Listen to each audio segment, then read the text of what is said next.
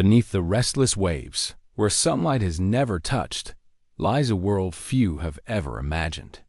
A kingdom of crushing darkness, where volcanoes erupt in silence, hidden beneath miles of black water. Here, in the frozen trenches of the deep sea, life fights to exist in ways that defy our understanding. This is not a place of calm blue serenity. It is a realm of fire and ice, of silence and fury, of secrets buried in the pressure of eternity.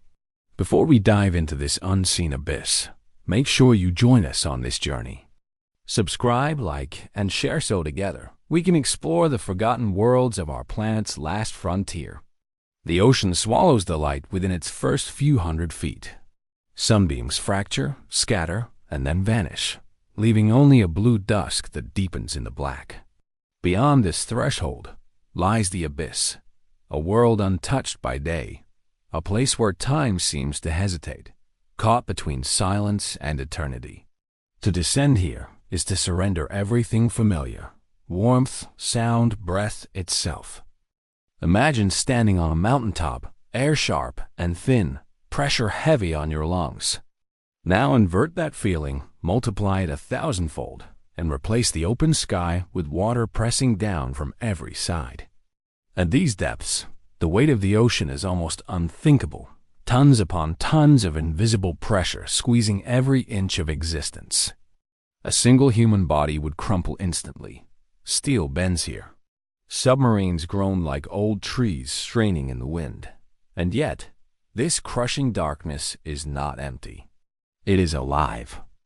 The seafloor stretches out like an alien desert, littered with jagged cliffs and canyons deeper than the Grand Canyon itself. The Mariana Trench, the deepest scar on Earth's surface, plunges nearly 7 miles into the planet's crust. To even imagine its scale is to invite vertigo, an emptiness so vast it swallows thought. Yet it is not silence that rules here. The Earth itself mutters beneath the weight of water. Plates shift, rocks grind, and the low hum of seismic tremors moves like ghostly thunder. The ocean floor is not dead stone. It breathes, it shifts, it remembers. In this dark dominion, silence is more than the absence of sound. It is a presence, heavy and commanding. No wind sighs, no bird cries, no waves break against the shore. Instead, there is only the faint crackle of minerals escaping vents, the soft groan of Earth's shifting bones, and the distant echoes of unseen movements in the black. Silence here is not peace, it is power. Life, against every imaginable odd, endures. Strange creatures drift like whispers of imagination. Some glow with their own light tiny lanterns, burning defiantly against eternal night. Others move slowly, conserving energy in a realm where food is rare and death is always near. They live in slow rhythms, as though time itself bends differently here. A single flicker of light may be the lure of a predator or the desperate call of a mate. In this kingdom of shadows, survival is a performance of patience and deception. The trench walls rise like cathedrals of stone, coated with sediments that have drifted down from worlds above. Every grain is a memory, a fragment of mountains long eroded, of forests long gone, of rivers that bled their stories into the sea. To drift among them is to drift among history itself. The planet's forgotten remains buried in a place no sunlight will ever reach. And yet, as alien as it feels, this world is part of us. The ocean's heartbeat pulses through the planet, influencing currents, weather, even the breath in our lungs. The trenches are not isolated. They are connected threads of a living Earth, hidden veins running through its darkest corners. We may not see them, but they shape us nonetheless. In this kingdom of darkness, the first chapter of our journey begins, not with silence alone, but with the whisper of unseen movements, with the tremor of hidden volcanoes, with the breath of a world that still burns beneath the coldest seas. Here, at the edge of human comprehension, the abyss waits. To enter the Mariana Trench is to enter a cathedral sculpted not by human hands, but by pressure, stone, and time. Imagine descending in a vessel, lights cutting through the void like fragile blades. The beam falls only a few meters before being devoured by ink swallowed whole. The glass of the viewport groans as though it remembers the countless tons pressing against it. Each meter deeper is a reminder, we do not belong here. The descent is not swift. It is slow, methodical, measured. Every few hundred feet the world shifts, changes, mutates. The twilight zone, dim and dusky, gives way to absolute night. Creatures vanish, replaced by new beings built for deeper silence.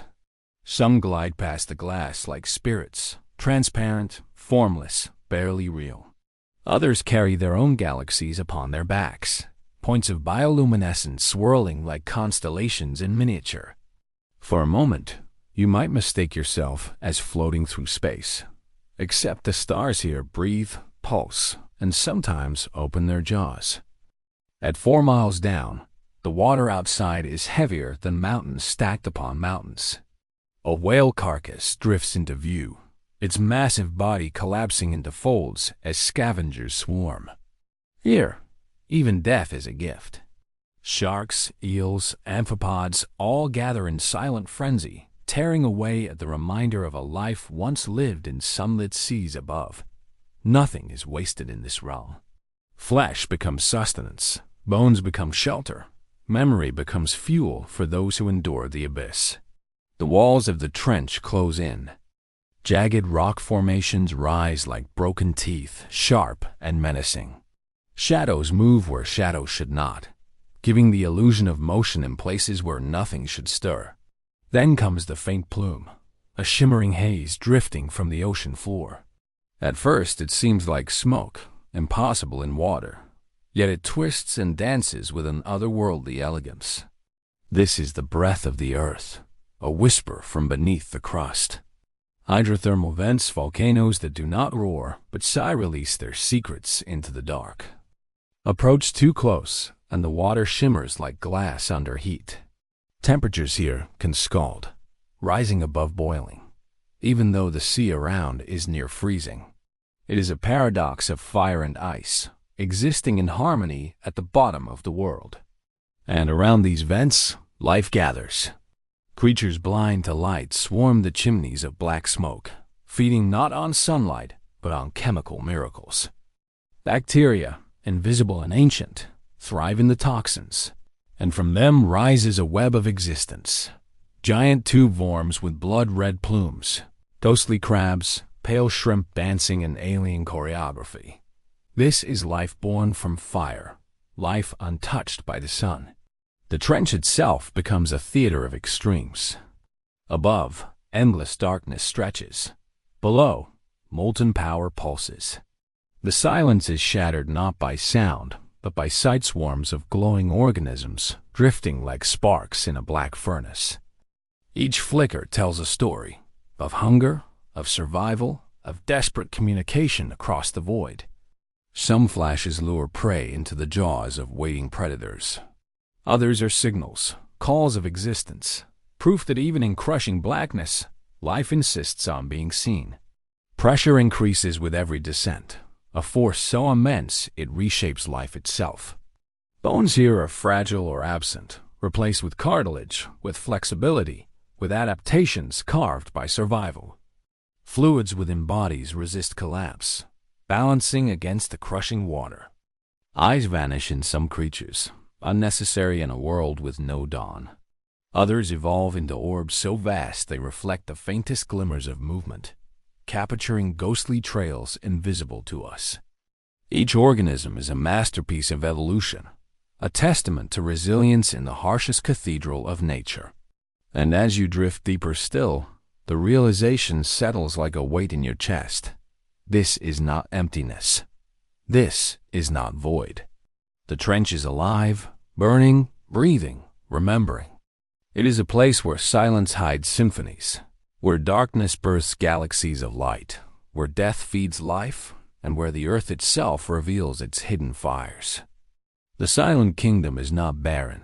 It is thriving in ways both terrifying and beautiful. Here, at the edge of comprehension, humanity is only a guest, permitted to witness fragments of a realm older, stranger, and more enduring than anything we have known.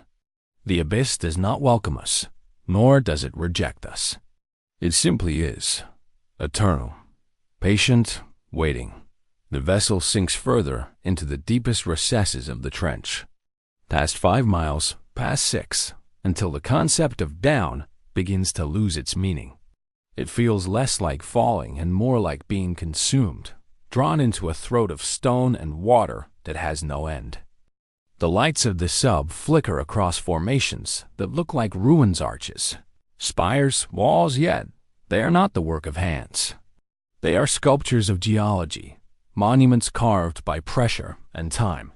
Here, the darkness grows thicker, almost tangible, like a veil draped across reality. The beam of light no longer reveals, but dissolves. Beyond its reach lies an infinite void, filled with shadows that do not move until suddenly they do. In the gloom, a shape emerges, massive, deliberate, slow. A creature so vast it makes the sub feel like dust adrift in a storm. Perhaps it is a giant squid, arms stretching into the abyss. Perhaps something stranger, something unrecorded, its body shifting like smoke, never fully revealed. Then, in an instant, it vanishes, swallowed back into black. The floor of the trench comes at last, not flat but jagged, torn open by the grinding of tectonic plates. This is the Earth's scar tissue, the seam where continents are stitched and unstitched. The rocks are raw, fractured, bleeding minerals into the sea. Pools of brine gather in depressions, lakes within the ocean, heavy with salt so dense that they do not mix with the water above. They ripple like mercury, shimmering under the sub's lights, surfaces too smooth, too alien. Anything that drifts too close is swallowed instantly, vanishing as though crossing into another world. Beyond these brine lakes, vents rise like towers, black smoke billowing in endless streams. Each one is a paradox, both deadly and life-giving. The heat is enough to cook flesh, yet around their bases thrives an impossible abundance. Crabs with armor like bone-white shells scuttle across chimneys. Shrimp swarm in shimmering clouds. Worms stretch like crimson banners from the rock. Here in the coldest darkness, life builds its empire around fire. The silence is broken only by the low, guttural rumble of the earth itself. Somewhere beneath, magma shifts, restless. The trench is not still, it is alive with hidden tremors. A faint quake rattles the submersible, a reminder that the floor beneath is not solid ground, but fragile crust above an ocean of molten stone. Volcanoes erupt here in silence, unseen, unrecorded, shaping landscapes in the dark. Mountains rise and fall where no eye will ever see them. Whole valleys collapse, swallowed by fire. And above it all, the weight of the ocean smothers every roar, every explosion, into nothing. What strikes most is not the danger, nor the alien strangeness, but the sense of eternity. This place has existed for millions of years, untouched, unbothered by the world above. Civilizations have risen, empires have fallen, while the trench has continued its slow breathing, its silent reshaping. To witness it is to feel small, not insignificant, but humbled, as though standing in the presence of something sacred. Yet in this cathedral of pressure and fire, there lingers a quiet tension. For as much as life endures here, it is fragile, balanced on the knife edge of extremes. A single eruption could wipe out entire colonies. A shift in chemistry, a change in currents, and the fragile miracle collapses. It is a reminder that survival is not guaranteed, not here, not anywhere. The trench floor whispers a truth humanity rarely confronts. We are guests on a restless planet. The earth does not bend to us. Its deepest places remain untouched, untamed, waiting long after we are gone. The abyss does not seek to harm or protect, it simply exists, vast and eternal. As the sub turns, its lights fall upon a final sight before the ascent begins. a field of luminous organisms drifting together, their glow soft and steady, like a constellation rising from the seafloor. For a fleeting moment, the abyss resembles the heavens, a mirror of stars hidden not above, but below. And with that vision, the silent kingdom of darkness closes its chapter, leaving us with a haunting truth. The deepest night on earth is not empty. It is full, overflowing with mysteries that will outlast us all. The deepest realms of the trench are not only a descent through water, they are a descent through perception. At this depth, the mind begins to falter. The brain, accustomed to light and horizon, cannot comprehend the infinite dark. Hours pass without change. No dawn, no dusk, no rhythm to mark the passing of time. Only the steady hum of the vessel, the occasional flicker of light outside, the endless black pressing on all sides. The silence does not merely surround, it enters, sinking into thought, reshaping it. Pressure here is more than a force. It is a presence. Every living thing that endures it is transformed by it. Fish with fragile bones collapse in shallow water, but down here their bodies are tuned perfectly to the abyss, balanced as though carved for a single role: survival. Their fluids, their cells, their very chemistry are aligned with the crushing embrace of the deep. Pressure is not their enemy, it is their sculptor. And for humans, this realization is unsettling. We build machines, submersibles, instruments of steel and glass, and even they creak like fragile shells beneath the weight. Yet these small creatures, drifting lanterns and translucent predators, endure with effortless grace. Down here, life is not weak. It is powerful in its quiet defiance, stronger than any fortress of stone.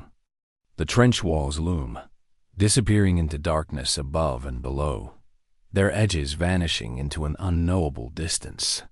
They are ancient beyond comprehension, shaped by tectonic collisions that continue even now, deep beneath the Earth's skin. The sound of shifting plates reverberates faintly, a subterranean heartbeat, a reminder that even this vast silence is not still.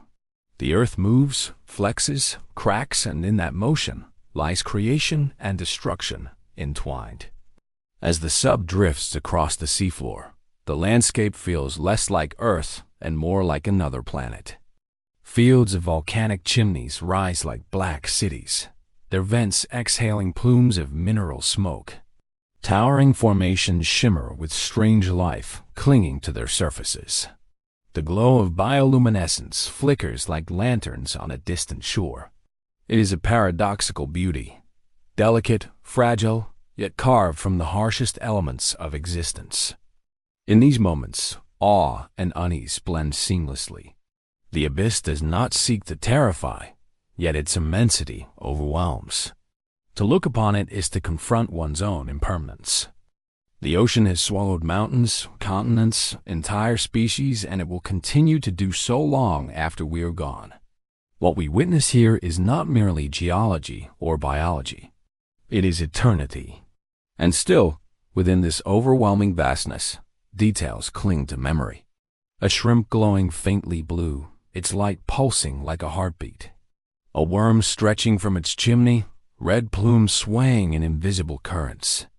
A jelly drifting past a viewport, its bell shimmering like glass in moonlight. Each life form is a story of defiance, a spark lit against an ocean of darkness. The chapter closes not with discovery, but with a question. What else waits beyond the reach of our lights? For every creature revealed, countless others vanish unseen. For every vent illuminated, hundreds more lie in uncharted corners. The trench is not fully known, cannot be. It holds its secrets too tightly, guards them with pressure and silence that no human eye can fully penetrate. As the sub begins its slow ascent, the abyss seems to linger, as if reluctant to release its visitors. The lights of the vents fade, the glowing organisms scatter, the trench walls dissolve once more into infinite shadow. Yet the silence does not feel empty now. It feels alive, resonant, filled with echoes of things glimpsed and things imagined.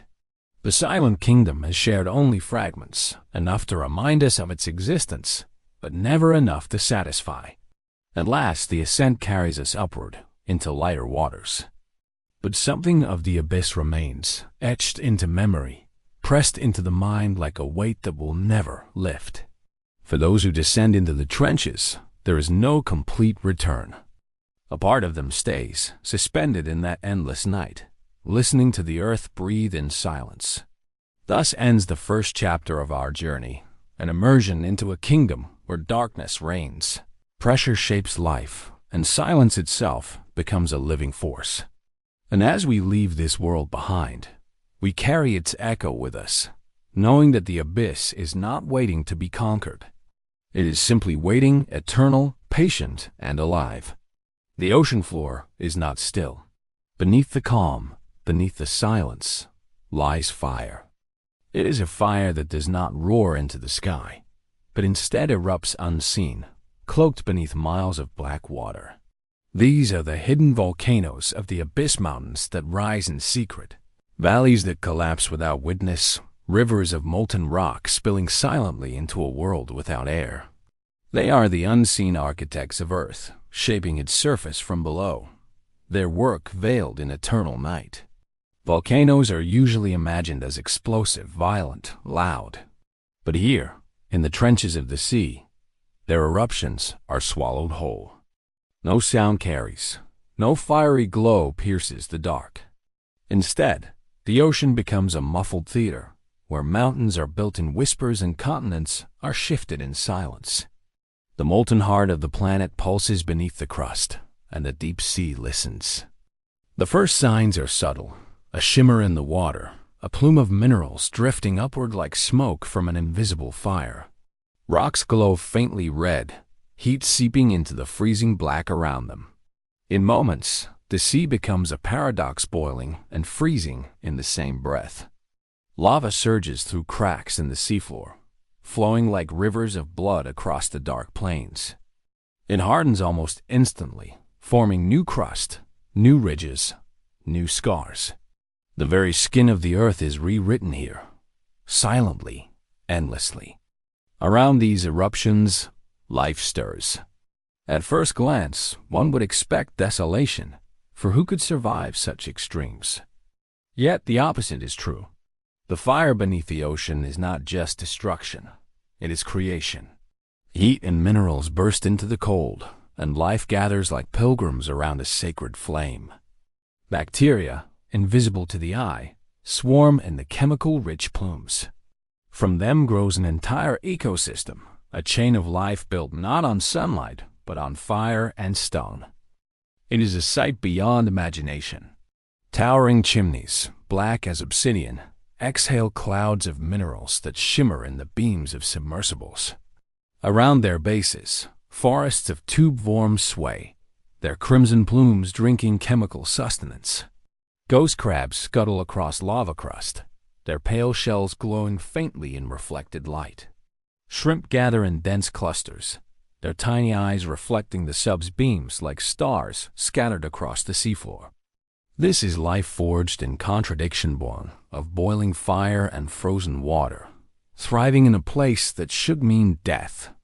The eruptions themselves are both fragile and immense. A vent may last only years before collapsing, its chimney crumbling into rubble, its life scattered. But while one dies, another is born. The deep sea is a cycle of destruction and renewal, an endless heartbeat of the planet's restless core. In these moments, the Earth reveals itself not as solid and stable, but as alive, shifting, reshaping, creating, erasing. What is perhaps most haunting is the silence. On land, eruptions dominate the sky with ash, fire, thunder. In the trenches, they unfold without a sound. Lava pours, stone breaks, vents roar with heat, but all of it is muffled into stillness. Only the sight remains, a slow-motion apocalypse, a ballet of fire and darkness performed without noise. It is as though the ocean has claimed even sound itself, holding the secrets of the earth too tightly to release. Here, in this hidden theater, the duality of existence is laid bare. Fire destroys, but it also births. Darkness consumes, but it also shelters. Life clings to vents of death, growing stronger in the shadows of collapse. The abyss does not divide creation from destruction. It fuses them, proving that one cannot exist without the other. As the lights of the sub sweep across this underworld, it is clear that the deep sea is not passive. It is restless, volatile, alive. Volcanoes rise, vents collapse, continents shift, and through it all, silence reigns. The abyss burns not with fury, but with patience, reshaping the earth slowly, endlessly, without witness.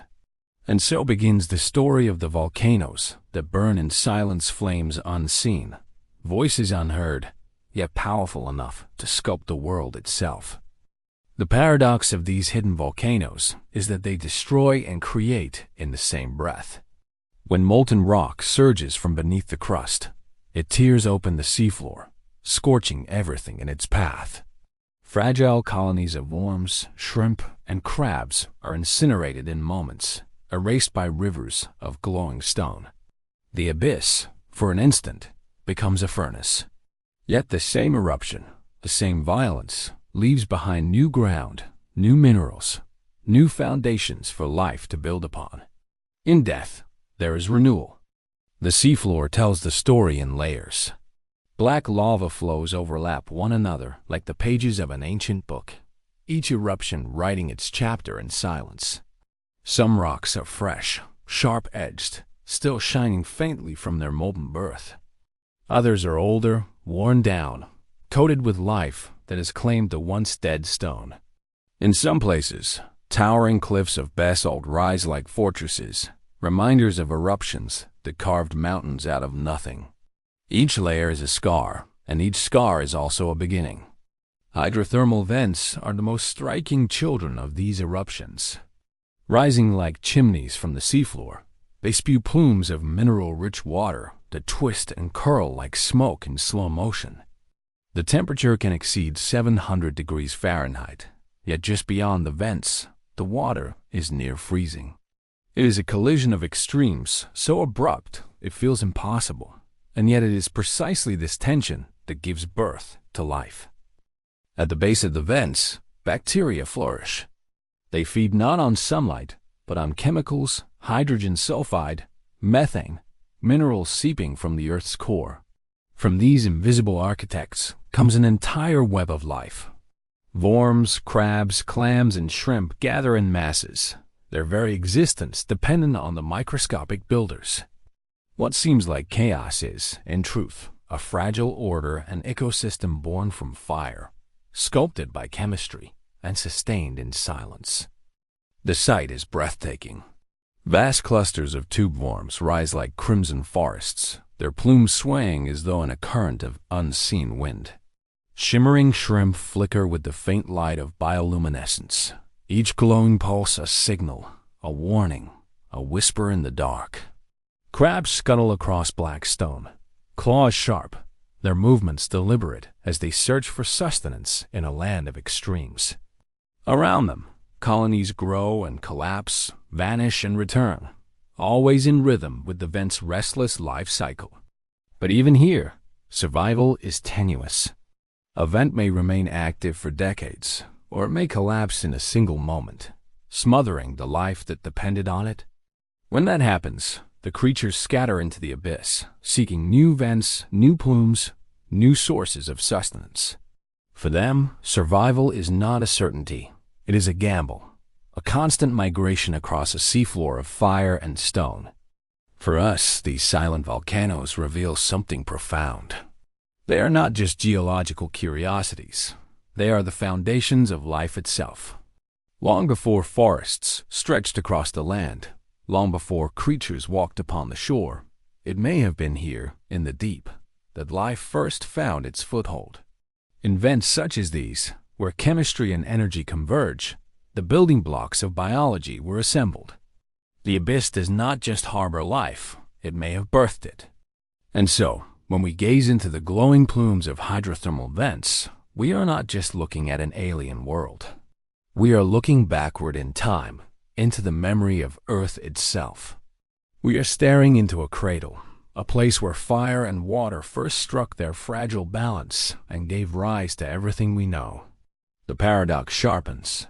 The same fire that destroys is the fire that creates. The same silence that swallows sound is the silence that shelters life. The volcanoes of the deep are not enemies of existence. They are its guardians, its sculptors, its silent fathers.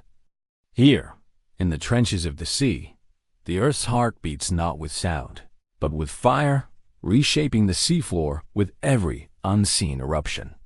And in that reshaping, the planet remembers its beginnings, reminding us that creation is never still, it is always burning, always changing, always alive in the silence of the abyss. It begins quietly, a tremor, faint at first, rippling through the seafloor like the distant echo of a drumbeat. The lights of the submersible flicker across rock formations that shiver imperceptibly, as though something beneath them is stirring. Then comes the plume, a faint shimmer in the black water, twisting upward, heavy with minerals and heat. The Earth is exhaling, preparing to speak in silence. Suddenly, the seafloor cracks open. From its wound, molten rock surges forth, rivers of lava pouring into the abyss, glowing crimson against the eternal night. Yet there is no roar, no thunder, no sound at all. The eruption is swallowed whole by the ocean, its violence muted, its fury restrained. It is a cataclysm that unfolds in silence, a storm without a voice. The lava moves slowly, rolling across the seabed like liquid fire, solidifying almost instantly as the freezing ocean quenches its glow. Black crust forms in seconds, cracking and breaking as new waves of molten rock force their way through. Pillars rise, collapse, and rise again. The seafloor becomes a shifting battlefield, stone against stone, fire against water. Clouds of ash and minerals burst into the black, billowing upward in plumes so vast they resemble underwater storms. The water itself shimmers with heat, bending light, distorting the vision of those who watch. In moments, the abyss is transformed into a surreal, otherworldly landscape, place where fire and ice wrestle in slow motion, each trying to claim dominance. Life scatters. Colonies of tube worms recoil, shrimp and crabs flee in frantic swarms, glowing trails vanishing into the dark. For them, the eruption is both doom and prophecy. Many perish, consumed by lava or suffocated by plumes of toxic gas. Yet others will return, drawn back when the fire cools, when new vents rise, when the chemical bounty flows again. In death, the abyss is already preparing for rebirth. The violence lasts minutes, sometimes hours. To us, it feels endless. But in the scale of the Earth, it is only a heartbeat, a single exhale from a planet still alive beneath its crust.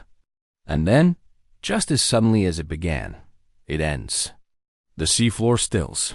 The plumes begin to fade. Lava hardens into black rock, ridges cooling into silence. What remains is a scar.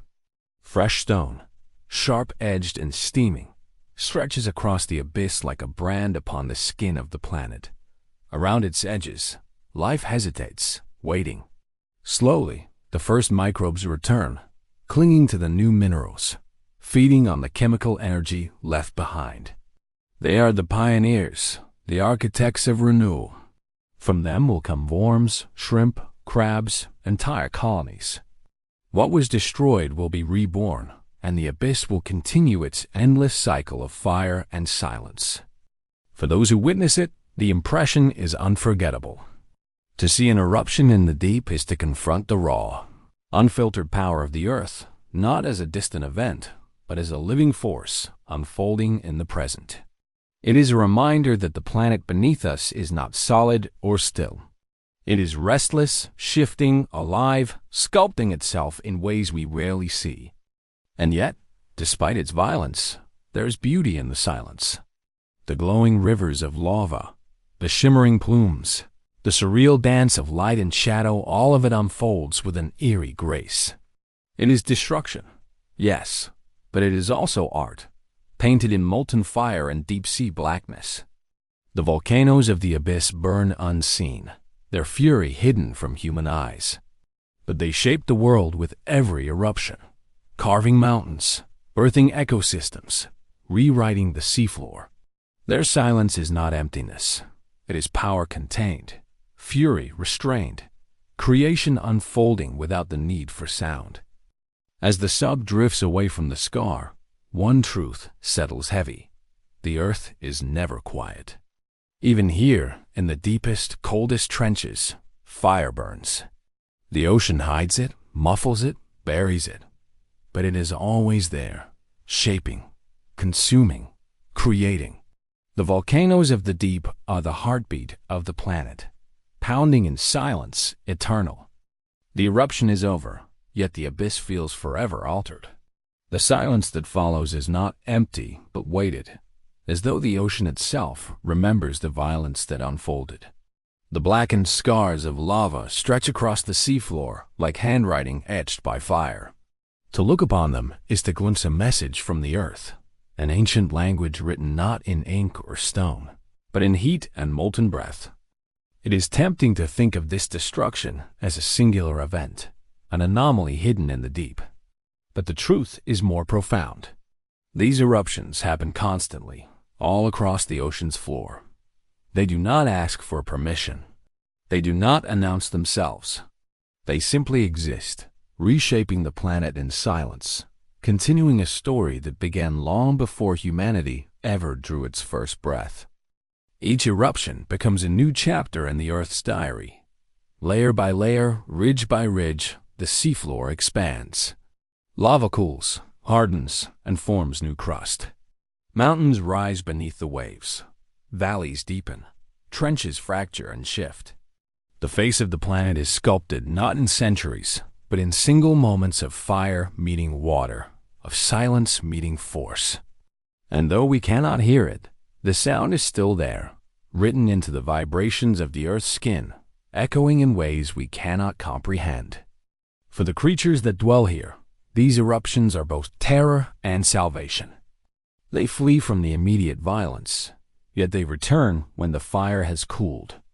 Microbes cling to the newborn minerals, harnessing energy from gases and chemicals. They become the architects of life, building the foundation upon which entire ecosystems rise again. Shrimp, crabs, worms, and fish eventually return, drawn to the chemical banquet spilling from the cracks. The cycle of death and renewal continues, endless, unbroken. In this way, the abyss mirrors the planet itself. For every destruction, there is creation. For every scar, there is healing. The earth is not static. It breathes, it grows, it bleeds, it regenerates. And it does so far from our eyes, in silence so profound it feels like secrecy. Yet it is not hiding from us. It is simply being. The deep sea does not perform for witnesses. It exists as it always has, whether we watch or not. But when we do watch, when our lights sweep across these volcanic scars, we are forced to confront a truth we often forget. We live on a restless planet. Beneath the calm of our oceans, beneath the solidity of our continents, lies a world of fire. A world that never sleeps. A world that could, at any moment, remind us of its power. Think of this. More than 70% of Earth's volcanic activity happens not on land, where we can see and hear it, but here, in the hidden ocean trenches. Entire mountain ranges are being built beneath the waves, unseen. New crust is born every day, inch by inch, in silence. Humanity lives upon a thin skin of rock floating atop a molten interior, and yet most of us go about our lives unaware of this fragile balance. These silent volcanoes are not just geological curiosities. They are the architects of continents, the guardians of climate, the unseen engines of our survival. The gases they release feed the ocean's chemistry, shaping the very waters that sustain life. The minerals they spew become the foundation for ecosystems that defy imagination. Without them, the Earth would not be the same. Perhaps life itself would never have risen. And so, as we leave behind the site of this eruption, one question lingers. How many other fires burn even now, hidden beneath miles of water? How many unseen battles of fire and ice sculpt the world while we sleep, while we dream, while we believe ourselves safe upon solid ground? The truth is humbling. The ground beneath our feet, the continents we call home, the mountains we climb, all of it was born of the same forces we have just witnessed. The land is merely cooled lava, aged by time, weathered by wind and rain. The Earth's heartbeat is not in its forests or rivers, though they sustain us. Its true rhythm is found here, in the deep trenches, where silence masks the fury of creation. There is poetry in this silence. To watch fire erupt and yet hear nothing is to confront the dual nature of our world, violent and beautiful, destructive and creative, merciless and nurturing. It is a paradox that speaks not just of geology, but of existence itself. Life, after all, is born from struggle. It thrives in extremes. It rebuilds after ruin. The volcanoes of the deep remind us that destruction is never final, that silence is never empty, that even in darkness, creation blooms. As the submersible rises slowly, leaving the fresh scar behind, the abyss begins to fade into distance. The lights of the eruption dim, swallowed by water and time. But the memory remains, etched into those who witnessed it. To see fire burn beneath the sea is to carry forever the knowledge that the Earth is alive, and that it speaks not in words but in silence, not in noise but in creation. This is the truth of the hidden volcanoes. They are not merely features of the seafloor. They are the lifeblood of the planet, the pulsing veins of a world still young, still shaping itself, still becoming.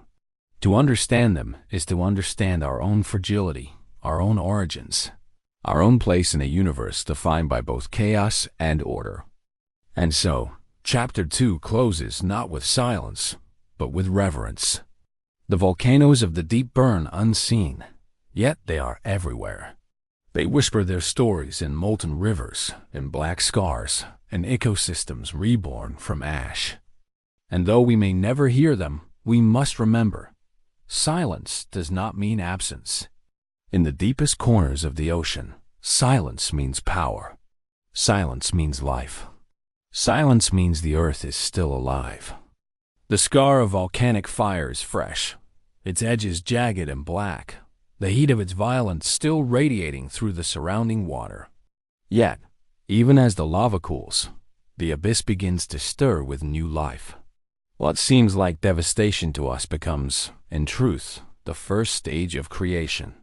The deep sea has always thrived in paradox. Where there is destruction, there is opportunity. Where there is silence, there is renewal. From the cracks in the hardened crust, gases seep into the water: hydrogen sulfide, methane, minerals that shimmer like dust suspended in the black. To us, they are poisons. To life here, they are fuel. Invisible pioneers, microbes so small they cannot be seen by the naked eye, begin to colonize the newborn rocks. They weave chemical energy into life, transforming poison into sustenance. These microbes are the architects of this hidden kingdom, laying the foundations for entire ecosystems that will rise upon their backs. It is almost impossible to imagine vast colonies born from nothing but chemistry and persistence. The microbes cluster around the vents, multiplying in the warm currents, forming mats that ripple like living carpets across the stone. They do not need sunlight, as the forests and fields above do. Instead, they feast on what the earth offers them in the dark chemical fire transmuted into life. This is the magic of geosynthesis, the alchemy that defies our surface-born logic. Soon, larger creatures arrive. White crabs scuttle across the new ground, their claws reaching into the microbial mats for food. Shrimp, blind yet unerring, swarm toward the warmth of the venting plumes. Their bodies glimmer faintly, almost ghost-like, in the submersible's lights. Some carry within their shells symbiotic microbes that provide them nourishment, a partnership forged in necessity, a silent pact between the seen and the unseen. Then come the worms, not the earthbound creatures of gardens, but colossal red-tipped tube worms, rising like banners from the seabed. They anchor themselves in clusters, their pale bodies hidden within protective tubes, their crimson plumes swaying gently in the heated current. Inside them live microbes, their silent companions, performing the alchemy of survival. The worms have no mouths, no stomachs, no means of feeding themselves. They live entirely through their partnership, embodying the deep truth of the abyss. Survival is never solitary. Around them, the city expands. Mussels and clams settle into cracks, forming dense beds that will one day stretch for meters. Eels and fish patrol the outskirts, drawn to the abundance of prey. Octopuses hover with eerie patience, their arms curling and uncurling as if testing the water's pulse. In time, the barren scar of lava becomes a thriving metropolis, alive with motion, soundless yet vibrant, a cathedral of life constructed upon fire's ruins. To watch it unfold is to witness the resilience of existence itself. Here, in a place without sunlight, without warmth, without comfort, life not only survives, it flourishes. It transforms poison into sustenance, death into rebirth, silence into song. It is a reminder that life is not fragile, not delicate. It is stubborn, resourceful, relentless. It will root itself in the harshest of soils, cling to the sharpest of stones, bloom in the darkest of waters. And yet, these ecosystems are not eternal. They exist in cycles as restless as the planet itself. As long as the vents continue to breathe, spewing their chemical riches, the community thrives. But when the earth closes the wound, when the plumes quiet and the flow stops, the city fades. The microbes disperse. The worms wither. The crabs and shrimp vanish into the darkness, searching for another vent, another spark of life to follow. What once pulsed with abundance becomes silent once again, until another eruption reshapes the seafloor and the cycle begins anew. This cycle of creation and erasure mirrors our own lives in ways both haunting and profound.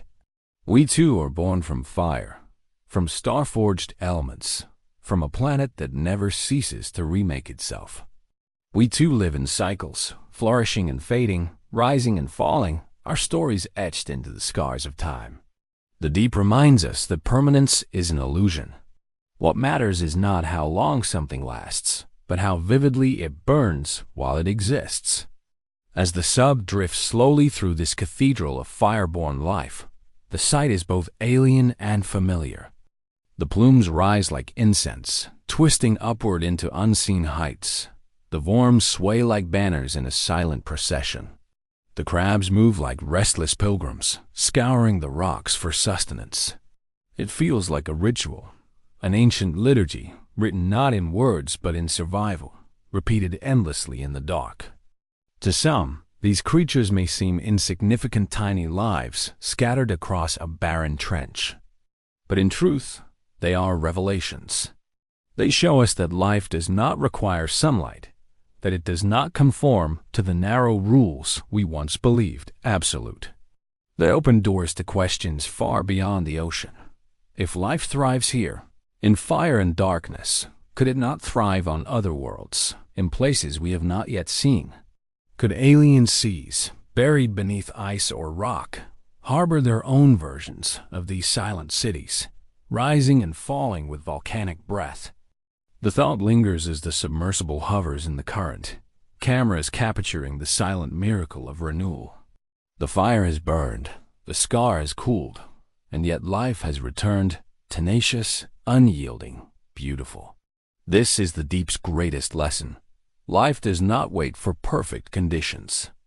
It seizes whatever is given, however harsh, however fleeting, and transforms it into possibility. The deeper you move into this world, the stranger it becomes.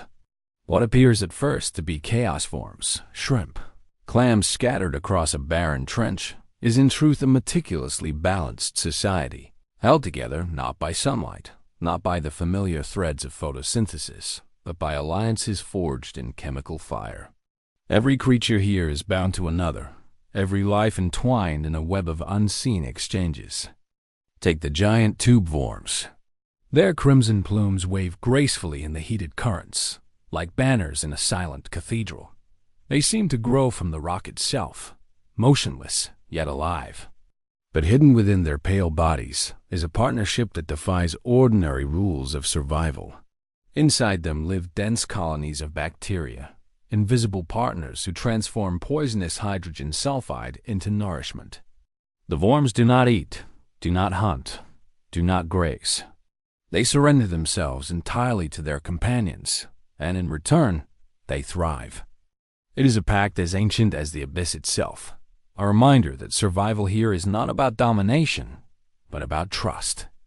Nearby, mussel beds stretch across the fresh stone, their shells opening and closing in unison like the breathing of a single vast organism. They too harbor microbes within, tiny chemists that transmute mineral wealth into life. The mussels shelter them, feed them, give them a home. In exchange, the microbes sustain their hosts. What seems like a simple clam is, in truth, an entire world, a vessel for thousands of unseen lives. The shrimp, however, are wanderers.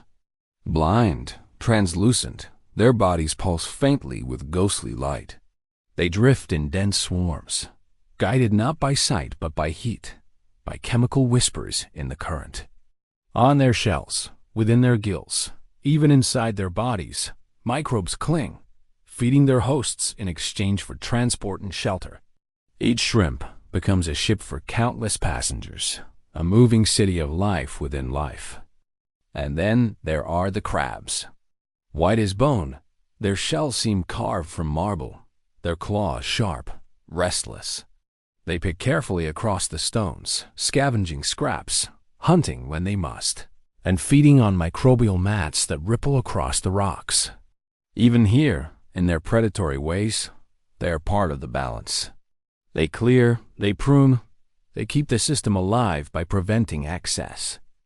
At the edge of the vent, where the heat fades into cold, stranger beings linger. Ghostly fish with oversized heads, their jaws agape as though frozen mid-breath. Octopuses, pale as mist, their arms curling and uncurling in deliberate rhythm. They are outsiders, drawn not to the chemistry, but to the abundance of prey. They come as visitors to the fire-born city, feeding in the shadows before vanishing into the greater dark. Everywhere you look, life is not solitary, it is communal. Each creature depends upon another, each survival story written into the survival of countless others. It is a truth often forgotten on the surface, where life seems individual, self-driven. Here, in the trenches, the lesson is undeniable. Existence is not a solitary act. It is a collaboration, a network, a dance of mutual reliance. What makes this society even more extraordinary is its ability to thrive without sunlight. For billions of years, humanity believed the sun was the source of all life, the singular spark without which nothing could endure. Yet here, in these silent cities, life proves us wrong. Chemosynthesis, the power to transform chemical energy into sustenance, rewrites the rules. It tells us that life's fire burns not only in light but in darkness, not only in warmth but in cold, not only in abundance but in desolation. The implications stretch far beyond this trench. If life can flourish here amid fire and poison, then where else might it exist? On icy moons circling Jupiter or Saturn, beneath frozen crusts where hidden oceans stir?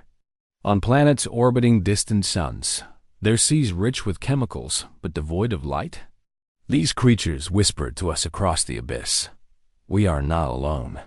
We are proof that life is not fragile, but inevitable. The submersible's lights sweep across a towering chimney rising from the vent, black as night, exhaling plumes of shimmering minerals into the water. Around its base, tube worms cluster like worshippers at an altar. The shrimp swarm in glowing arcs, the crabs scuttle restlessly, and the mussels breathe in quiet rhythm. The chimney seems alive, a monument of stone and fire, crowned by life that defies every expectation. It feels less like a vent and more like a temple, its worshippers bound not by faith but by survival. In this world, time flows differently. Hours pass in silence, yet the sense of eternity lingers. The worms sway as though in slow-motion prayer. The shrimp swarm as if guided by an unseen rhythm. The crabs scrape at stone, patient and tireless.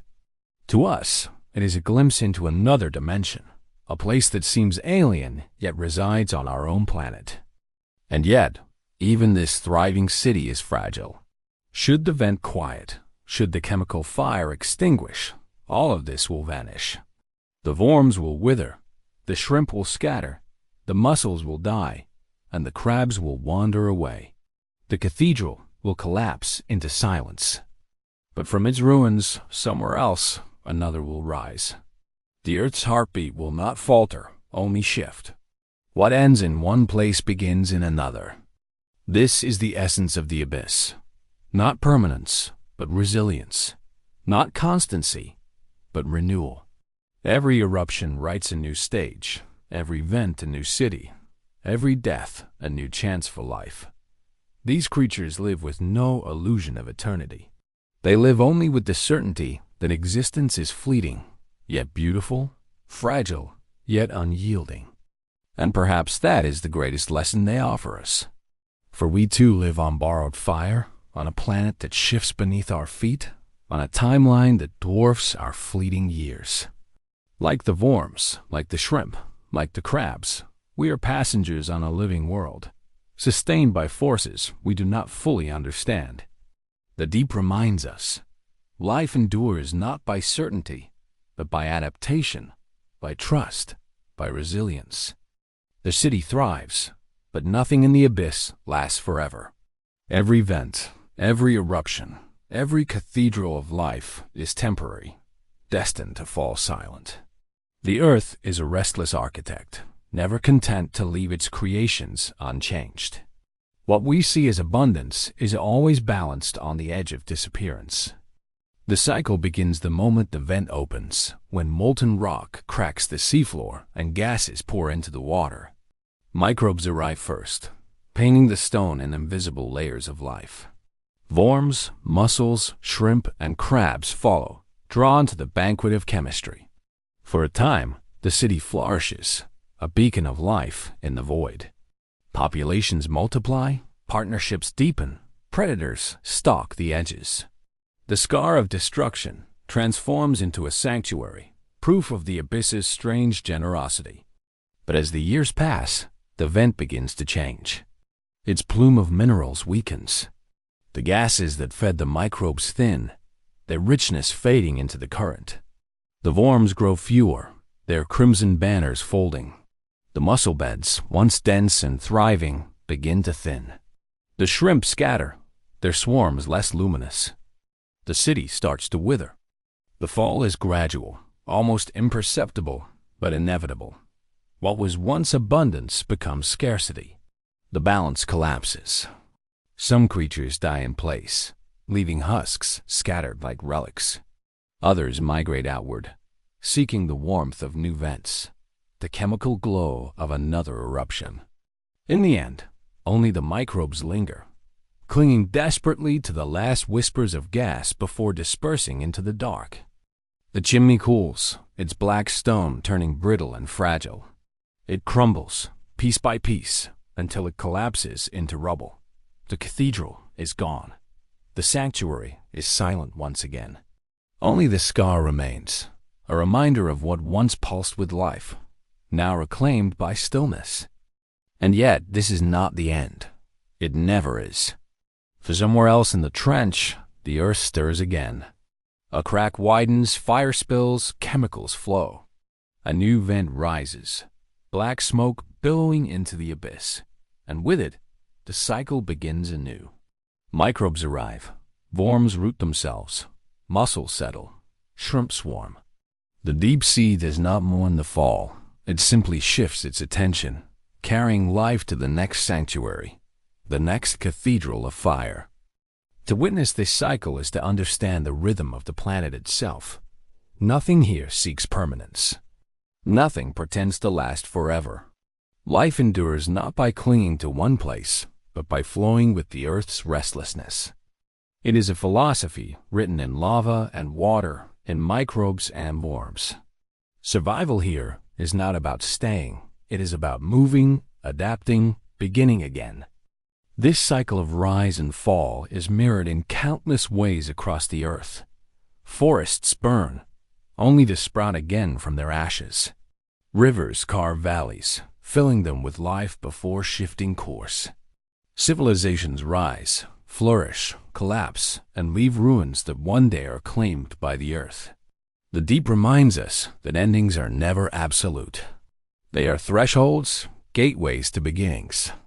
But for us, watching from the safety of a submersible, the fall of a vent community carries an emotion we cannot escape: melancholy. It feels tragic to see such vibrancy vanish, such abundance dissolve into silence. We project our longing for permanence onto these fragile ecosystems, wishing them to last. Yet, perhaps that is our mistake. Permanence is a dream of the surface. The abyss teaches us that impermanence is not loss, but truth. Consider the worms. They live their entire lives anchored to one vent, never moving, never wandering. When the vent dies, so do they. And yet, in their immobility, they have given rise to countless offspring that scatter with the currents, colonizing other vents, other cracks, other sanctuaries. Their death is not the end, but the continuation of life elsewhere. They do not cling, they give. The shrimp, too, embody this rhythm. When a vent fades, they do not remain to wither. They drift outward, guided by the faintest traces of chemical signatures in the water, searching for new fire. They travel blindly through the dark, yet they find their way, as if the earth itself whispers directions into their shells. Where one city falls, another welcomes them.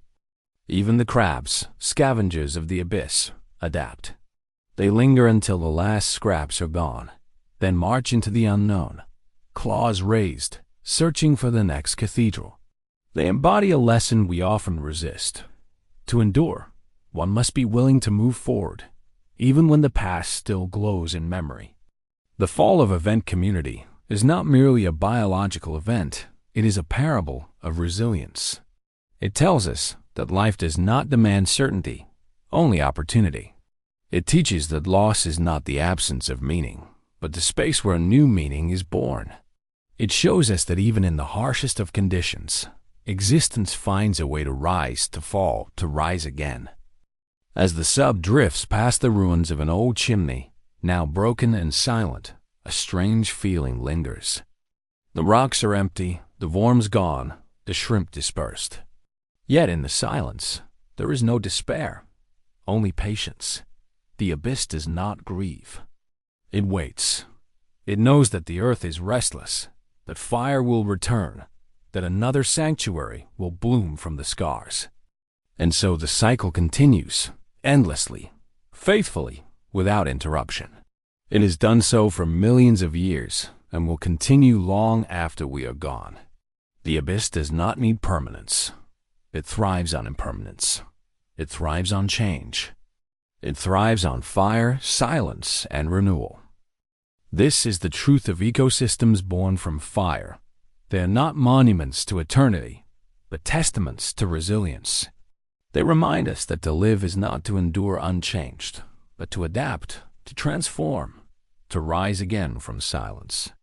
And perhaps, in their rhythm of rise and fall, they whisper something to us, something we too must remember. The vent fades, the cathedral crumbles, and yet the deep carries on. It is tempting to see these collapses as endings, but the abyss insists otherwise. Every scar, every ruin, every silence is simply a pause in a much longer song.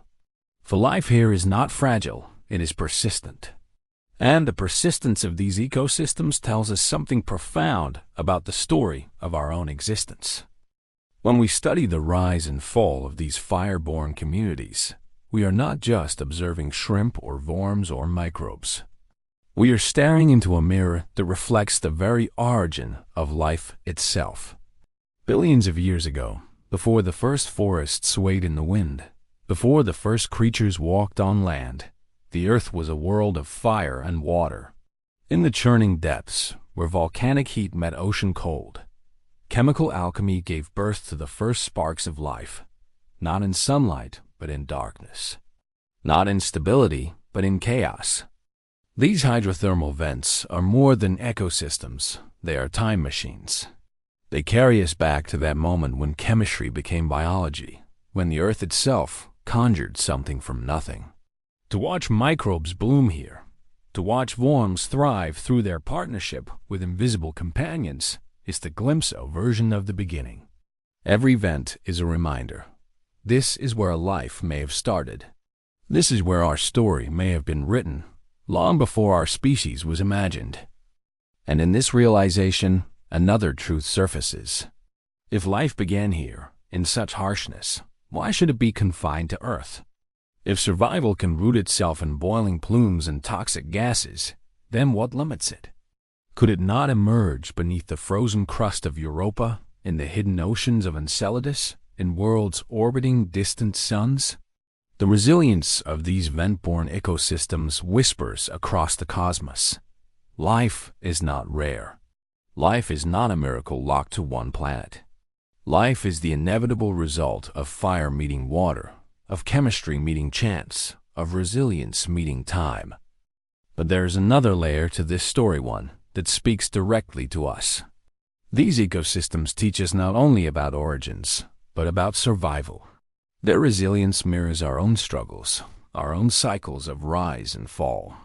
Civilizations flourish, then collapse. Empires burn, then vanish into silence. Families, communities, nations all rise, all change, all dissolve. We long for permanence, but permanence is a myth. What defines us is not how long we endure unchanged, but how we adapt, how we rise again after collapse. The worms anchored to vents remind us that even those who seem motionless are part of a larger journey. They live, they die, but their descendants drift outward, carrying their lineage into the future. The shrimp remind us that blind wandering is not failure, but faith, that movement into the unknown often leads to survival.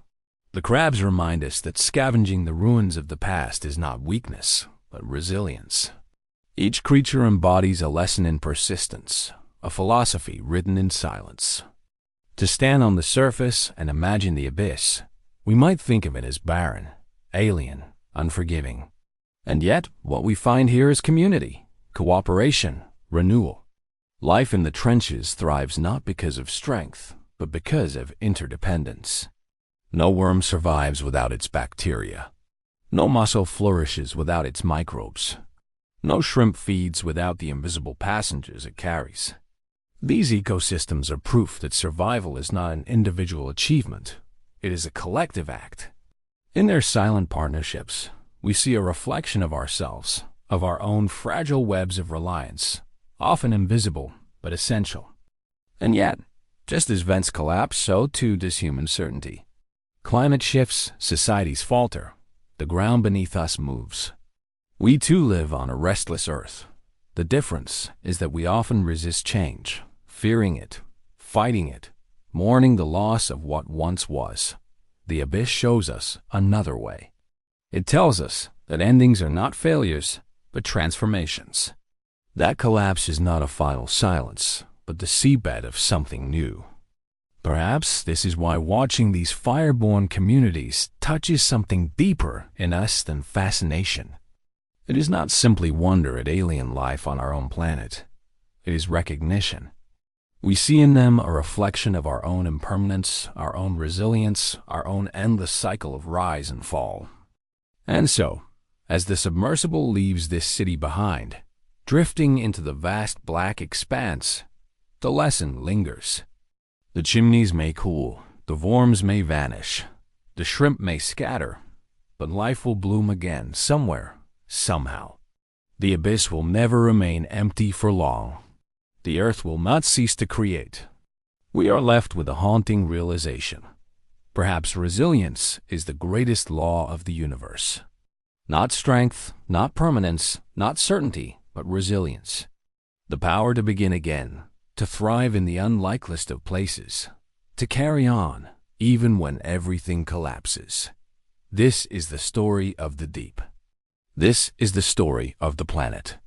And this, perhaps, is the story of us. In the silence of the trenches, the earth whispers a truth we cannot ignore. It tells us that nothing lasts forever, but everything matters. That even in destruction, there is beauty. That even in endings, there are beginnings. And that life, in its quiet, stubborn persistence, is the most powerful force of all. The lights of the submersible fade from the vent as the abyss reclaims its darkness. The city dissolves into memory. But the lesson remains, carried upward through the water, upward to the surface, upward to us. The ecosystems born from fire remind us. We too are born of the earth's restlessness. We too are sustained by fragile partnerships, and we too must endure by resilience. And with that, Chapter 3 closes not in despair, but in quiet reverence for the persistence of life. Beneath the shifting surface of the seas, far below the reach of sunlight, the ocean trenches lie like scars etched into the body of the earth. They are not merely depressions in the seafloor. They are wounds, deep and ancient, carved by tectonic forces that have shaped the planet since its earliest days. To descend into them is not simply to sink into darkness, but to move backward in time, to enter a place where the history of the earth is not written in books or fossils, but inscribed in silence, in pressure, in stone. These trenches stretch for thousands of kilometers, their walls plunging deeper than Mount Everest is tall. The Mariana Trench, the Kermadec, the Java, the Puerto Rico, they are names whispered in scientific circles with a reverence usually reserved for temples. Each trench is a monument to forces too vast for us to fully imagine, a reminder that our planet is alive, restless, and always remaking itself. To understand the trenches, one must first imagine the earth as a breathing, shifting being. Its surface is not fixed, but fragmented into plates that drift and collide upon the molten mantle. Where they clash, one plate is forced beneath another, sinking into the Earth's interior. In that sinking, the crust bends, fractures, and folds downward, creating a trench. Every trench, then, is a place of burial, a graveyard where whole continents vanish beneath the surface, swallowed by time. And yet, these graveyards are not places of stillness. They are engines of change. The sinking plates drag water deep into the earth, fueling volcanoes, feeding mountains, and reshaping the very face of the planet. The trenches are reminders that even in silence, the earth is never still. They are seams in the fabric of the world, where the story of creation and destruction is told without words. But more than geological engines, these trenches are vaults. They hold within them the memory of the earth, sediments falling like dust through the ocean, layering year upon year, century upon century. Within their walls, the remains of plankton, the ashes of ancient eruptions, the whispers of past climates are pressed into history. They are time capsules, archiving cataclysms and quiet ages alike. When scientists lower their instruments into the depths, they are not just probing an abyss. They are reading a chronicle written in mud and stone. Tiny shells reveal what the oceans were like millions of years ago. Layers of volcanic ash mark eruptions that changed the sky. Grains of dust blown from deserts tell of shifting winds and vanished climates. In the quiet of these trenches, the earth has been recording itself for eons, keeping secrets in the dark. And in those records lies a sobering truth. Extinction is not an anomaly, but a rhythm. The trenches carry within them the traces of worlds that no longer exist. They remember forests that once grew where deserts now lie. They remember oceans that rose, then fell, swallowing coasts and exposing plains. They remember creatures whose bones dissolved into sediment, leaving behind only faint chemical ghosts of their presence. Each layer is a page in a book that has no author but time itself. And as those pages are read, we are confronted by the fragility of life on this planet. The Earth has endured asteroid strikes, volcanic winters, ice ages, and mass extinctions. Whole dynasties of creatures have flourished, only to vanish without trace. And yet, the trenches remain, silent witnesses to it all. But there is something almost paradoxical here. While trenches record endings, they also give birth to beginnings. The same collisions that carve these abyssal valleys also drive mountains skyward, birth new volcanoes, and recycle the ocean floor into fresh crust. Death and renewal are not separate events in the language of the earth. They are the same sentence spoken in different tones. To drift in a submersible along the walls of such a trench is to feel the weight of this duality. You are enclosed in a silence so complete it feels eternal, and yet you know the rock around you is moving, bending, reshaping. You are staring into the archive of the past, while also witnessing the machinery that creates the future. Time folds upon itself here. Past, present, and future become indistinguishable.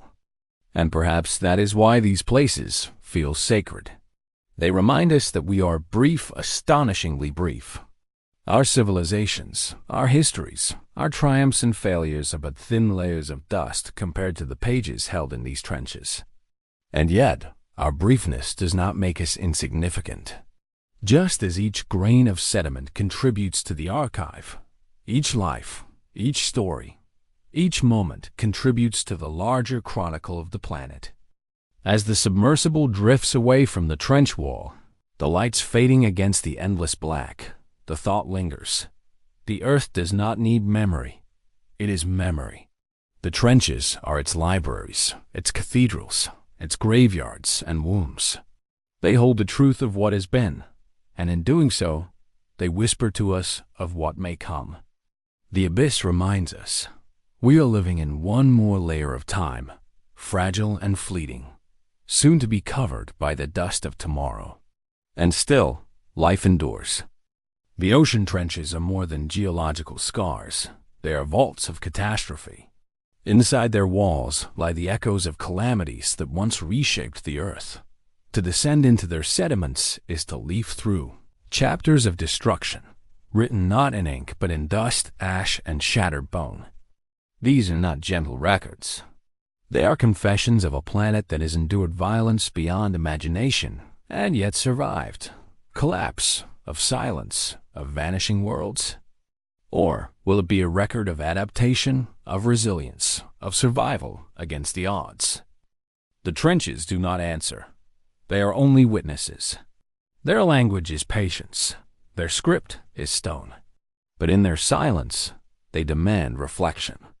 We are not separate from this chronicle. We are a layer within it. Our footprints, our emissions, our civilizations, all will fall as dust into the abyss, preserved for whatever eyes come after. The thought chills and comforts in equal measure. We are temporary, but not meaningless. Our stories may vanish from memory, but not from record. Long after our cities crumble, long after our names dissolve, the trenches will remember. They will hold us as they hold the dinosaurs, the forests, the glaciers, the vanished seas. We will become part of the archive. Consider the faint lines of iridium hidden in the sediments of some trench walls. Iridium, a metal rare on Earth's crust but abundant in asteroids, marks the moment when a spaceborne visitor struck our planet some 66 million years ago. The asteroid that ended the reign of the dinosaurs did more than scar the surface. It left its fingerprint deep in the oceans. That thin, glittering layer, preserved in silence, tells the story of skies turned to fire, seas boiling with acid, forests burned into ash. It tells of a world where 3/4 of all species vanished, And yet, life returned. In the quiet after devastation, new creatures emerged. New worlds began. The trenches remember the violence, but also the recovery. Farther down, darker layers reveal the traces of volcanic winters. For millions of years, eruptions have darkened skies, cooling the planet's starving life. The most violent of these supereruptions spewed ash that circled the globe, blotting out the sun for decades. The trenches caught those ashes as they drifted down, carrying with them the memory of famine, collapse, and silence. Each ash bed is a grave marker, a reminder of how fragile climate is, how dependent life is on the balance of light and warmth. The trenches also hold the ghostly outlines of vanished oceans. Tiny shells, once floating in warm, shallow seas, now crushed beneath kilometers of water, whisper of climates long gone. Some layers speak of ice ages, when vast glaciers imprisoned the seas and coastlines stretched far beyond their current reach. Others speak of hothouse worlds, when warmth spread across the globe and tropical forests grew where tundra now lies. These shifts were not subtle. They transformed entire continents, drowned ecosystems, and forced life to adapt or perish. What makes these records haunting is not just their detail, but their inevitability. The trenches show us that cataclysm is not a rare interruption, it is a rhythm. The earth breathes in ice, breathes out warmth. It erupts, it collides, it shudders beneath the strike of stones from the sky. Life rises, life falls, and always, the trenches collect the evidence. They are the archivists of extinction. Yet, to read these layers is not to be consumed by despair, it is to recognize resilience. For every ash bed, there is a layer of renewal above it. For every iridium stain of impact, there is the growth of new ecosystems. Even after the darkest winters, the record shifts and color returns. Life is not erased, it is rewritten. But the records also carry warnings. The trenches whisper of thresholds crossed, of climates tipping into chaos, of ecosystems pushed beyond recovery. In their silence, they remind us that Earth does not bend to human will. It follows its own cycles. And now, as we alter the atmosphere, as we warm the seas and melt the ice, the trenches are receiving new layers.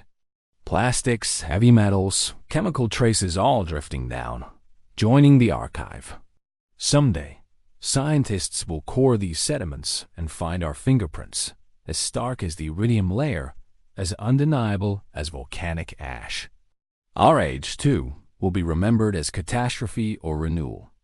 To drift past these silent walls is to feel the tension of time itself.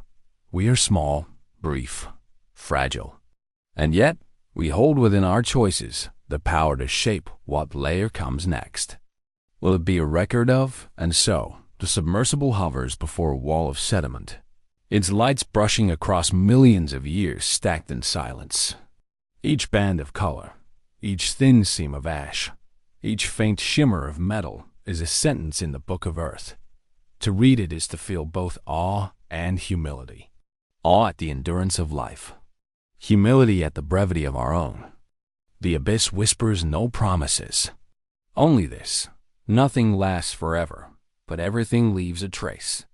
The trenches do not only cradle endings, they are also cradles of beginnings. For in these abyssal valleys, where plates converge and dive, the earth does more than bury, it creates. To gaze upon a trench is to witness a paradox, a graveyard that doubles as a womb, a scar that heals even as it deepens. When one plate sinks beneath another, it drags with it oceans of water. That water seeps downward, infiltrating stone, softening it, changing its chemistry. And as it descends, it fuels the birth of volcanoes. Great arcs of fire rise above trenches, chains of islands born in eruptions, mountains built from the collision of continents. Japan, the Aleutians, the Andes, these are not separate stories, but children of trenches. Without the violence of subduction, without the slow burial of crust, there would be no new mountains, no volcanic chains, no renewal of the Earth's skin. In this way, trenches are not only endings. They are thresholds. The old is dragged down, but in that descent, the new emerges. Continents are recycled. Oceans are refreshed. The planet remakes itself endlessly through the quiet violence of these abysses. And yet, creation here is not only geological, it is biological. For even as continents sink, life clings to their edges, adapting to the instability, thriving in the upheaval. Strange fish swim in the gloom, their bodies shaped by pressure no surface creature could endure. Amphipods the size of a hand scuttle across the seafloor, feeding on what drifts down from above. Microbes colonize even the sediments themselves, feeding on chemicals released by subduction. These are not barren tombs, but hidden gardens, fed not by sunlight, but by the slow churning of the earth. There is a lesson in this duality, a rhythm written into the world itself. Collapse feeds creation. The sinking of one plate sparks the rise of another. The burial of an ocean births a mountain. The silence of extinction is followed by the chorus of renewal. Life does not simply endure in spite of destruction, it is born from it. Perhaps this is why standing at the edge of a trench feels so overwhelming. It is not just the darkness, not just the pressure, not just the silence. It is the realization that here, in this abyss, the earth is showing us its secret, that destruction and creation are not opposites, but partners. One cannot exist without the other. The trenches also remind us of time's vastness. The mountains we call eternal are temporary children of these collisions. The oceans we think permanent are reshaped, destroyed, reborn. Even the continents beneath our feet are travelers, carried slowly by plates until they too meet their end in some distant trench. Nothing on the surface is fixed. Everything moves. Everything transforms. The trenches, in their silence, laugh at our longing for permanence. But they do not laugh cruelly. They teach. They whisper that impermanence is not loss, it is renewal. The falling of civilizations, the collapse of ecosystems, even the fading of species are part of the same rhythm that builds mountains, births islands, and sustains life. The trenches remind us that endings are not final. They are beginnings in disguise. Consider the volcanic arcs born from trenches. At first, they are raw and violent, their eruptions devastating. But in time, the ash enriches soil, the rock weathers into fertility, and forests spread where lava once burned. Entire human civilizations have flourished on the gifts of these destructive births.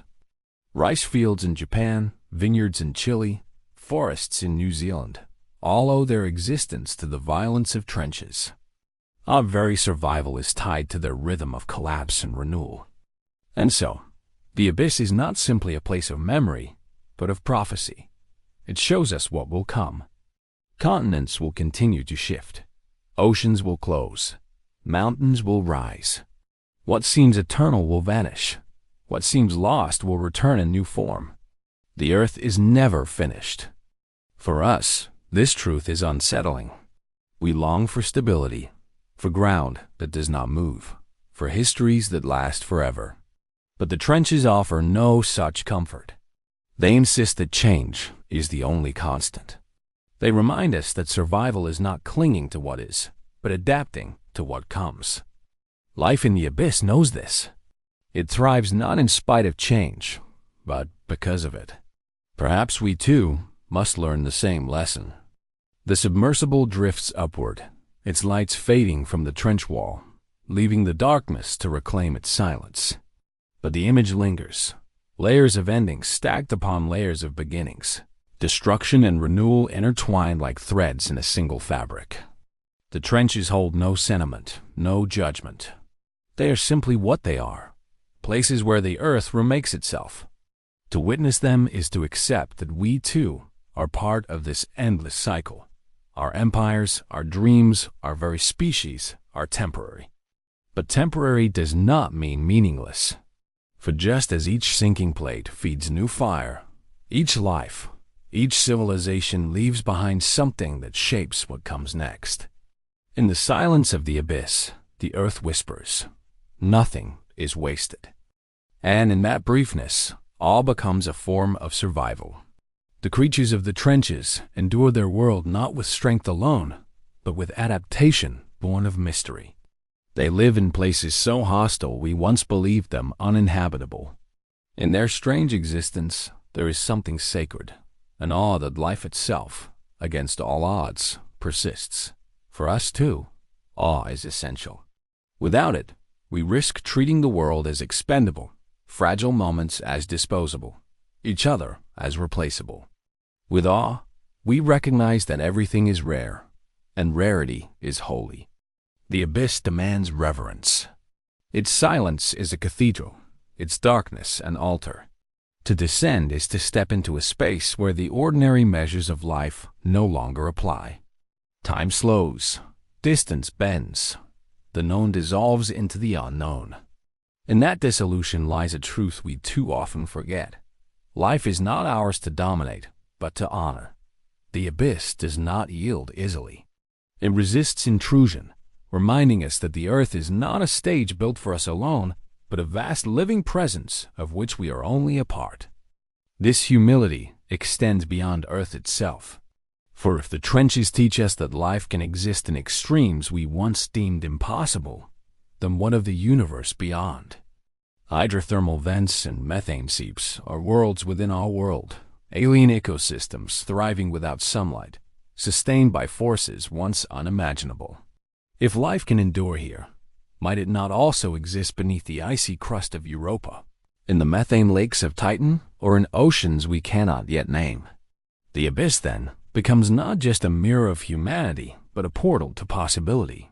It suggests that we are not alone, that life, like a stubborn flame, seeks out every crevice, every darkness, every chance to endure. And so, the trenches reshape our sense of destiny. We are not conquerors of Earth, but participants in its great unfolding. We are not masters of nature, but expressions of it, carrying within us the same resilience, the same impermanence, the same fragile awe that the abyss embodies. To forget, this is to risk arrogance. To remember, it is to walk with reverence, to live with humility, to create with purpose. As the submersible rises toward the light, the abyss fades into distance. Yet its lessons remain carved in the mind like inscriptions on stone. Resilience, impermanence, renewal, fragility, awe. These are not separate truths, but parts of a single whole, a rhythm that beats through trench and heart alike. The ocean floor and the human spirit are bound by the same eternal law: to endure, to collapse, to rise again. We emerge from the depths changed. The surface world feels brighter, louder, more fragile. The air carries a sharpness, the waves a rhythm, the horizon a quiet reminder of what lies beneath. For once you have gazed into the abyss, once you have heard its silence, you cannot return unchanged. The abyss is not a void, but a mirror. And what it reflects is this: that to be human is to be both fragile and resilient, fleeting yet eternal, small yet significant. That we are not apart from the Earth story, but woven into it, threads in a tapestry too vast to ever see whole. That our collapses and renewals are echoes of the Earth's, and the Earth collapses and renewals are echoes of the cosmos itself. In the end, the abyss is not about what lies beneath. It is about what lies within. It teaches us that we are part of a cycle far greater than ourselves, and yet, in that cycle, every moment matters. The trenches may be deep, but so too is the human soul. Both are dark, both are fragile, both are filled with mysteries we have yet to understand. And both, against all odds, endure. The final ascent begins. The submersible creaks under pressure as it rises through miles of silence, carrying with it not only instruments and samples, but revelations too heavy for any container. The abyss grows fainter with each meter, but its lessons cling like shadows, etched into thought, into memory, into spirit. What began as a descent into darkness has become something far more luminous, a reflection of who we are and who we might yet become. The abyss is not only a place, it is a teacher. In its silence, we hear truths our surface lives drown out. That resilience is not born of strength alone, but of surrender, of adapting to what cannot be controlled. That impermanence is not a curse, but a rhythm, a necessary collapse that makes space for renewal. That awe is not a luxury, but a survival. Without it, we forget how rare life truly is. And that humility is not weakness, but wisdom, a reminder that we are small and in our smallness, infinitely precious. The ocean trenches show us that the Earth is alive in ways we can scarcely imagine. Continents sink, seas split, volcanoes bloom in silence. The crust of the planet shifts like the skin of some ancient breathing creature. We, too, shift. We, too, collapse and rise. The fractures of our lives, the ruins of our civilizations, the layers of our histories, all are part of the same pulse that beats through the abyss. As the submersible pierces into brighter waters, light spills across its dome like revelation. It is a reminder that darkness does not erase light. It prepares us to see it anew. Emerging from the abyss is like emerging from grief, from silence, from endings. What waits above is not the same as what was left behind. The surface has not changed, but we have. The abyss leaves us with a choice: to look away, to bury its lessons beneath the noise of daily life, pretending the depths have nothing to do with us, or to carry its truths upward, letting them shape the way we walk, the way we see, the way we dream. For in the end, the abyss is not remote. It is within us, as near as our own breath, our own memory, our own fragile beating hearts. When we think of trenches, we think of distance, of remoteness, of places no human will ever truly live. But perhaps the abyss is not far at all. Perhaps it is simply another reflection of what we already know, that life is fragile, that time is vast, that endings and beginnings are one. Perhaps in every silence we endure, every collapse we survive, every renewal we stumble into, we are already descending into and rising from the trenches of our own existence. And perhaps that is the truest lesson, that the abyss does not belong only to the sea, it belongs to us. Its rhythms echo in our stories, its scars in our histories, its resilience in our survival. To gaze into it is to gaze into ourselves. To rise from it is to rise more human, more fragile, more aware, more alive. Above, the waves shimmer in gold. The horizon stretches like an endless promise. The abyss fades into memory, but its voice lingers still, a whisper in the current, a silence in the tide, a reminder in every heartbeat. You are part of this cycle. You are part of this earth. You are as fragile as the creatures of the trench, and as resilient. You are not apart from the story. You are the story. The hatch opens. Air rushes in. The ocean, vast and glittering, surrounds the vessel once more. Yet something feels different now. The surface, for all its light and noise, is no less mysterious than the abyss, for every wave hides depths. Every life holds trenches. Every heart carries silence. And so, the journey does not end here. It cannot. The abyss is not a chapter closed, but a mirror that follows us quietly, invisibly, in every step we take above. We carry its silence in our voices, its pressure in our choices, its awe in our dreams. It is not behind us. It is within us.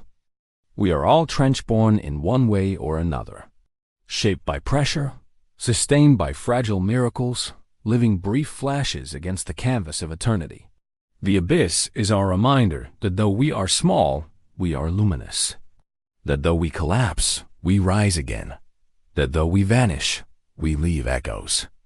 And that in the vast silence of the universe, our fleeting light still matters. The vessel drifts on the surface, dwarfed by the endless sea, and for a moment, there is only stillness. The abyss has spoken.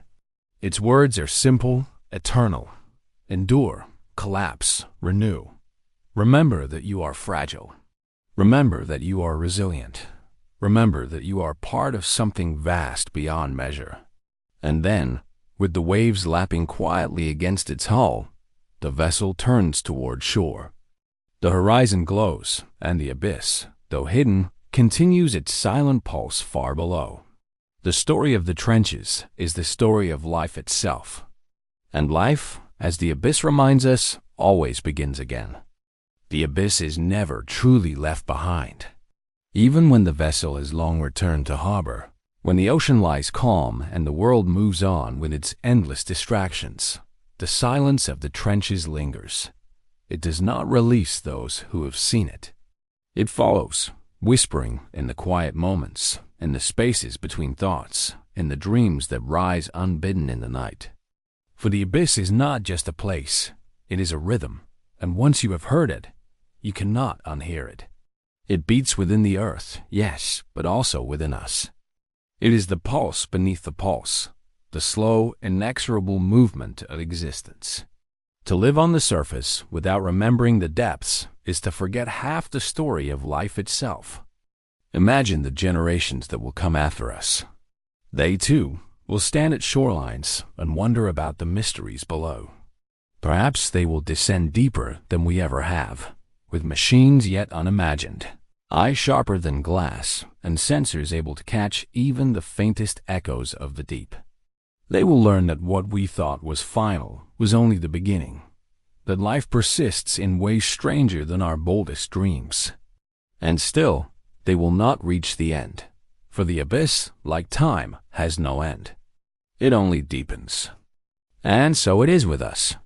No matter how far we descend into our own memories, our own histories, our own collapses, there is always more waiting. Another layer of silence, another archive of loss, another reservoir of resilience. We are not finite creatures living neat, contained stories. We are abysses ourselves, bottomless, infinite, unknowable, even to those who love us most, even to ourselves. To live is to explore, but never to finish exploring. The trenches remind us that mystery is not a problem to be solved, but a gift to be carried. In our age, we hunger for answers, for certainty, for final maps and perfect explanations. Yet the abyss resists. It tells us that not everything can be known, and that is not a failure, it is grace. For mystery is what keeps us seeking, what keeps us humble, what keeps us alive to wonder. Without mystery, all collapses. Without awe, we are blind. The epilogue of the abyss, then, is not closure. It is opening. An opening into deeper questions, into vaster silences, into possibilities we cannot yet name.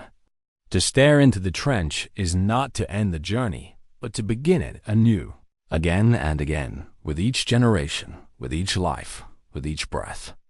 And what of us fragile wanderers on the surface? What are we to do with the lessons the abyss has carved into our bones?